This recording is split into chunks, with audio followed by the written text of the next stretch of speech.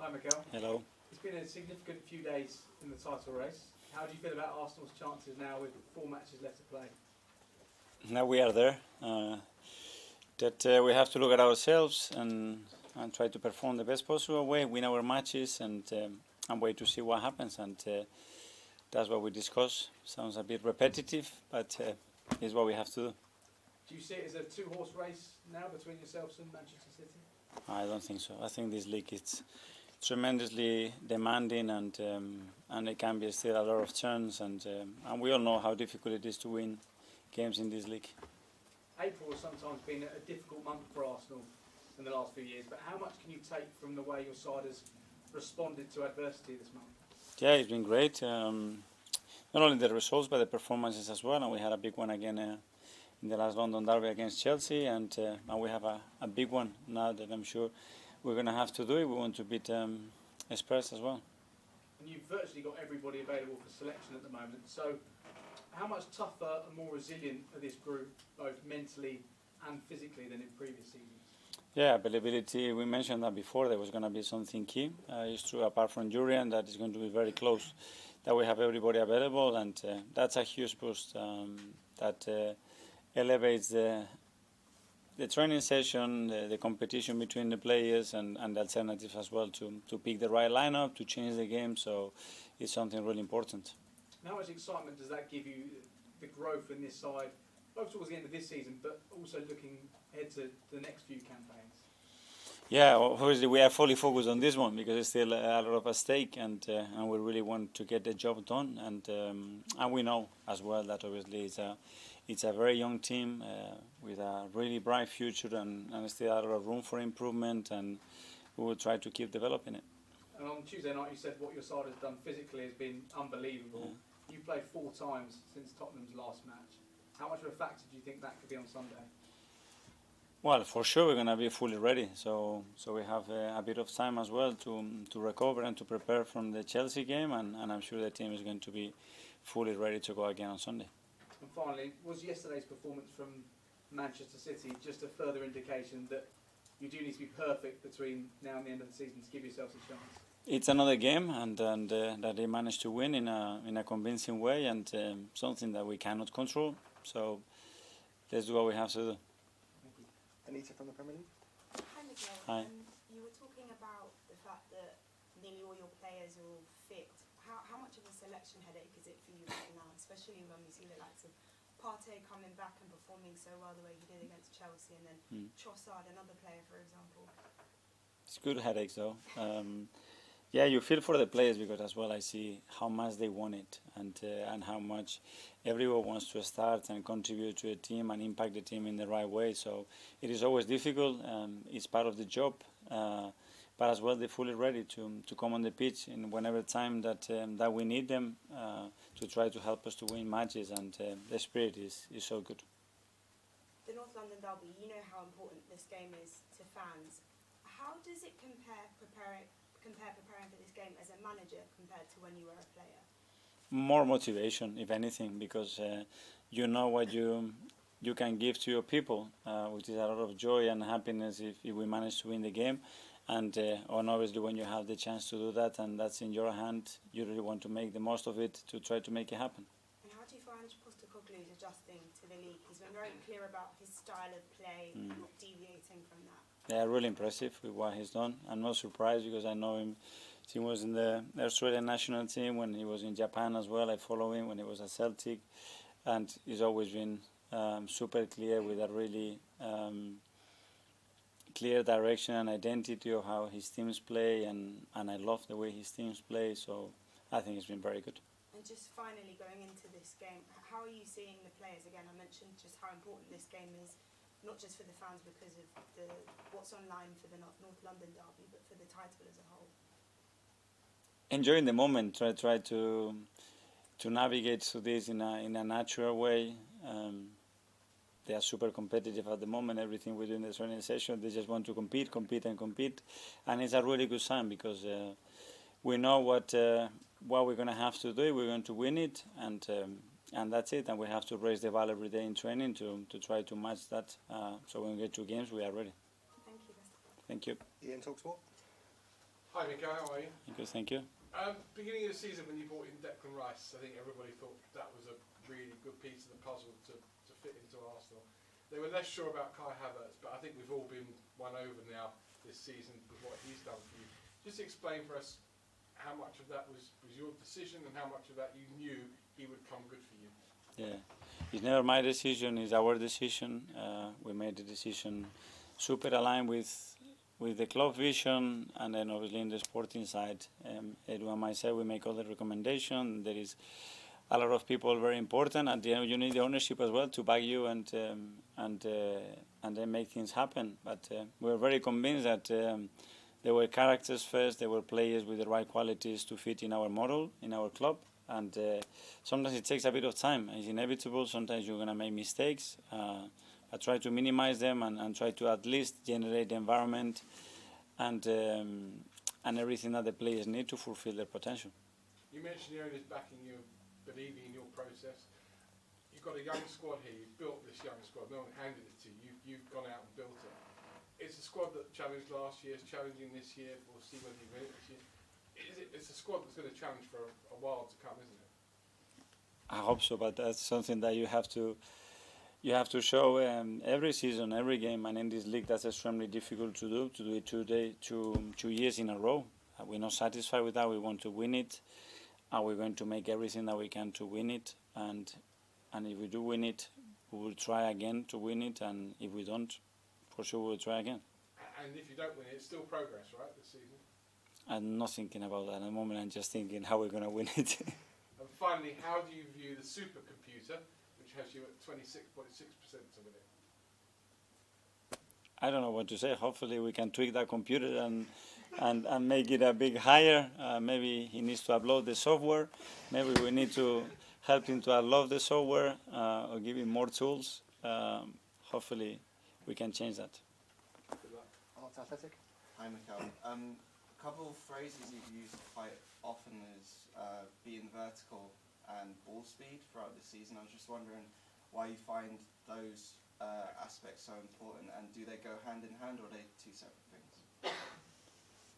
Well, depending on the moments of the phase of play, certainly, and the behavior of the opponent is all about that. It's all about what the opponent is trying to do, how can you hurt them, where the spaces are, and identify those moments to punish the opponents. But every game is different. Obviously, there are a lot of concepts and ideas around any way of playing, and for us, these two are important, but there are many others, obviously. And we saw them both against Chelsea. Do you know, can you get a sense of, okay, I'm going to see that today from the players, or are you like us, you just kind of find out when everyone else finds out? Well, there are certain games that you imagine the type of game you're going to play and try to explain to the players, this is what I think is going to happen, this I think why this is going to happen, this is how we can provoke this happening as well. And then it's about trying to make it happen and then use it. Mark, PA. Hi, Mikel. Hi. 2 years ago, simple sign of the season, excuse me, losing my voice, you went to Spurs, chasing top four, and lost 3-0. I just wondered for you personally, was that one of the hardest nights of your managerial career so far, and what did you learn about you and your team that night? My memory is failing. I was more focused on the one of last year, much more positive. Do you think that game 2 years ago, you have a different core of players now? Do you trust this team almost more than you did back then to be able to deliver in the big moments? We've already seen it this season, I suppose. I have always trusted my players, and then from there you can perform. I can get right or wrong decision as well to help the team to win or not win in the best possible way. It was a very particular match for many situations, that one as well, but certainly, of course, we learn, we try to evolve from there, we try to get a squad that is better equipped. We all had experiences as well that hopefully has helped us to develop and be better, and on Sunday we'll have to show it again. Simon Standard.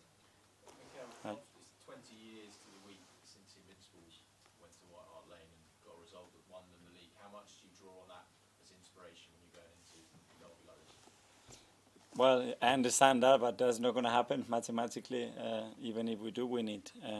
But there are moments, obviously, that are very important in our history, and I'm sure that a lot of players know about it. Certainly the staff and the ones that have been here long enough know about it, and it's about making our own history now.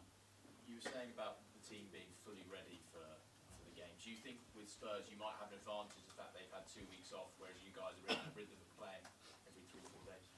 I don't know. What I can tell you is that the boys are going to be fully ready on Sunday to go to play against a great opponent. It's going to make things very difficult for us, and are going to have to be very good to beat them.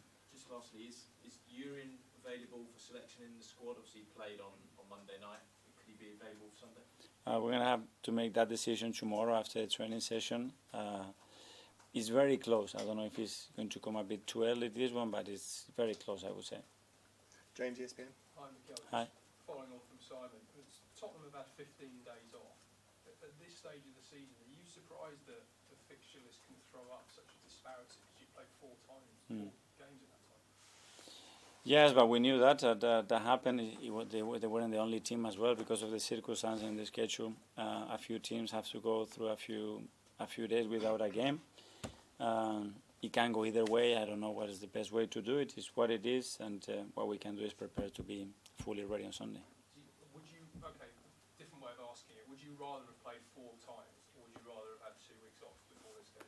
I love the fact that we played 4 times, and we had some great experience, a really demanding week. We managed to have some really good results in the last 2, and obviously that boosted the confidence and the belief of everybody, and we are in a good place.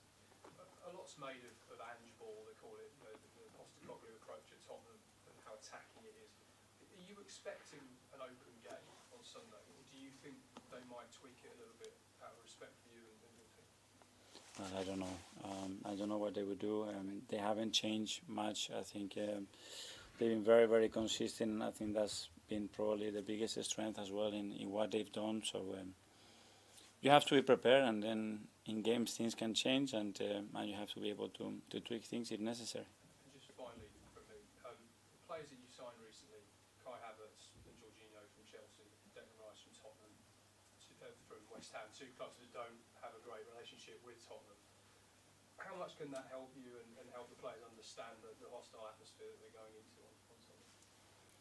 Yeah, we know, but I think it's an unbelievable atmosphere. It's a beautiful stadium. We played there a few times already, and it's a great atmosphere to play football. We know about the rivalry, but I think you have to put that aside. You have to live the game with the intensity and the passion that demands it, that's for sure. And on top of that, we know what we're playing for. So I don't think we need anything special because the game has got everything that you need as a player to go and enjoy it.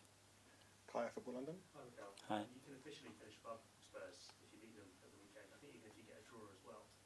For so long in the past, and when you were playing as well, Arsenal finishing above Spurs was almost one of the high points of the season and such a massive thing. But no one's really talking about it now. Is that progress? Is that a sign of how much you've progressed in your time in charge? I don't know, but I think we have to look at ourselves and what we want to achieve and what our goals are, and then evaluate that. And obviously you have to put that in the context of a league and a lot of clubs and teams that are super strong and make it really difficult for you. But I think that evaluation has to be related more about, okay, what we've done right, what we can still improve, and then make certain decisions in relation to that. You can also qualify for the Champions League for the 2nd consecutive season at the weekend. Again, that's something that no one's really talking about. But do you almost have to stop and think, wow, this is really good progress for the club? And then when you look back on that, do you take a great sense of pride in the fact that no one's really talking about it, everyone's talking about the title and the standards have really risen? Yeah, we have to do it first, and once we do it, I think it's important to mention it and remember it, and then go to the next one. Okay, everyone, we'll now go to 10:30 tonight. On social media in the past few weeks, few months, there's been a few viral posts involving the partners of Saka, Trossard, Martinelli, Havertz and White together as a group. What impact is there at all, if there is any, in terms of the unity, and does that spill into the pitch in football in Wales in any way? With the fact that all the players' partners all get along and they're all going to games together? You mean about their personal relationships? Yeah. Yeah. Well, that's great to see, obviously. Because it's needed, because we have a lot of foreign players that obviously they have their families, their wives, their girlfriends around, and they need support, and they need to build those friendships and those close circles around them, and we have created that. Big credit to them and how much they have put into that, because it's really helpful for the team. So if they are happy, much better, because the players are going to be happy and more settled, and it gives you a much bigger sense of belonging somewhere when you really feel that you are part of something. You mentioned that some of the players from different countries. Have you had any involvement with this kind of cohesion, especially off the pitch, in terms of the personal relationship? We do certain things to try to bring everybody together, to try to at least have the capacity to connect, and then obviously a relationship where you like somebody or you want to spend time with somebody, something super personal, and that's something completely down to them. Okay, we'll go Sam. Mikel, both teams this weekend play with very high defensive lines. Can you just explain how much demand that puts on the defenders to be able to do that and cope with it, and what the modern defender needs to be able to handle it? Probably it's a question for them, but it puts more demand because you see a space behind you, but the ball normally is further from your goal, so you have a choice to make. You want to defend closer to your 6-yard box and a lot of balls coming up there, or you prefer to have the ball very far and make life more predictable. But there are pros and cons to everything. I think you need the players as well to feel comfortable with that, and certainly ours are, because are used to it. How much sort of encouragement do they need from you to keep pushing and to be brave enough to leave all that space? Well, there is a limit, no, because there is an offside line there that you have to respect. But they know that they know what we want to play. We know that where that ball, we want that ball as much as possible and as frequent as possible. And I think they are comfortable with that. Jordan? Mikel, you would have known about this derby before you got to Arsenal as a player, but when you signed for them, being inside the club, feeling it, can you just explain what that was like in your first derby and the emotions it stirred up inside of you? Well, it's been a while ago, so I can't remember exactly the feelings, but yeah, you just touch history there, and it's a big one in this football club. There is a big one between the two clubs, and it's something that it makes a club bigger and better. That's for sure. It's needed in football, in elite sport. It's needed to have these other clubs, these other people, sometimes certain individuals that you have to confront and fight and prove that you are better than them to make yourself better. And I think it's really positive for everybody. And when you were at the club as a player, did you go to anyone and ask about the derby, or did Arsene Wenger talk to you about it, and did you go out on your own and learn about the history of it?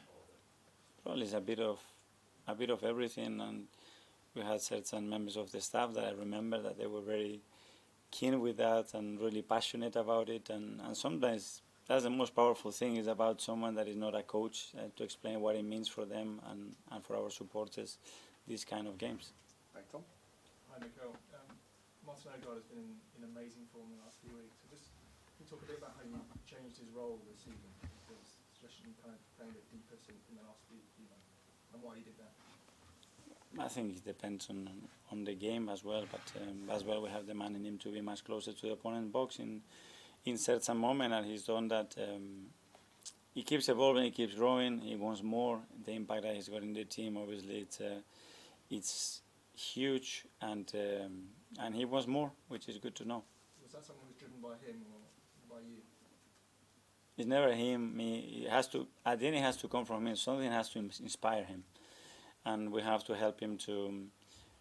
Sometimes not to convince him, but to show him what he can do, what is the room for improvement, the things that he needs to maintain doing that are super good, and then he needs faith in the people around him as well to help him to develop. Is that one of the biggest things since he's arrived, the kind of making him believe in himself? Has that been a big part of his progress? Probably in various ways, because nobody questions his talent, and it's more about, okay, can you settle in somewhere and be one of the most important players, become a role model, become a captain. So there's a lot of steps there to make, and he's on that really fast. Okay, last couple now. Neil? Hi. We've already talked about the 20th anniversary of the last Arsenal title win. Have you had the chance to pick Arsene's brain and talk to him about winning the title and the pressures of the title running? I have spoken to him a few times about certain topics, about how they've won it and later stages. He used to talk about that as well when I was a player, so he's always there in the hard drive. Can you give some sort of insight of what you've taken from him, the man who won 3 titles for Arsenal, especially this time of the season? For this time, at the end, it's about finding a way to win the game. And that's it. You can do it in various ways when you look at how they won the titles and how they won certain games with very, very, very close margins. He always talked about that, about the fine margins and who's going to step up in the occasion to make it happen. Okay, and finally we'll go to Ed from The Guardian. Mikel, just on Odegaard, you mentioned he's obviously captain now. Have you been impressed with how he's taken that upon himself and growing as a leader, and not just him but the rest of the team, developing several leaders throughout the side? Yeah, exactly what you mentioned. It's not only about him because he needs to have that role, but that role has to be given as well with the blessing of a team, a group of players that as well believe in him and they are capable and happy, for him to give him that space and that responsibility and give him support. And we were really lucky because we obviously had that with a few of them, and then because it's a team that individually you have unbelievable characters, and that makes life very, very easy for you as a captain. Okay, thanks very much everyone. Thank you. That's all.